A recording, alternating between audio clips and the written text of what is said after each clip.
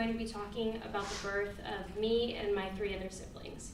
So 4 of us in total. Allison's the oldest, Jessica, then me, then my youngest brother Peyton. Poor thing, he's the youngest out of 3 girls. So for my first story, it's the story of my oldest sister Allison's birth. So her birth, everything went well except for the fact that she broke my mom's tailbone.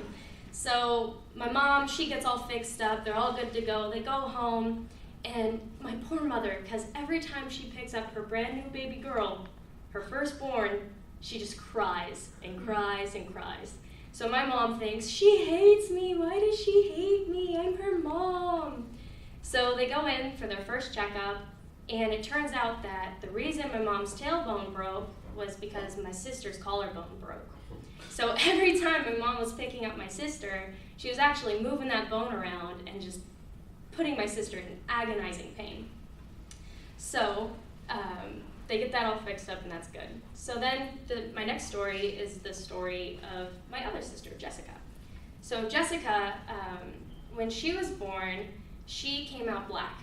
And my father, his first instinct was to think, Monica, why did we just have a black baby? So the doctor is like, oh my gosh, Dad, get out, your daughter's not breathing. So the doctors rush my sister away, are trying to get her to breathe, then she gets an oxygen tube, and finally she stops breathing. My dad comes back in, and he realizes, okay, we don't have a black baby, she wasn't breathing. So then I'm gonna skip me, I'm gonna go to my brother's story. So my brother wasn't supposed to be my brother. He was supposed to be my 4th sister. At least that's what the doctors told us. So the day he's born, he gets rushed into a room of all pink and glitter and sparkles. And little to say, my parents had to quickly flip that bedroom and change it to a boy's bedroom. And then comes my story, which I think is it's a little cooler than my siblings. 1, because it takes place in Kansas, and 2, at home. So with my story, my mom, it starts before I was even born. My mom went to the doctors in Kansas, and they pronounced me dead. I had no heartbeat. So my mom was absolutely devastated. So she went to a midwife who was our neighbor, and was like, I don't know what to do, my poor baby, like what am I supposed to do now?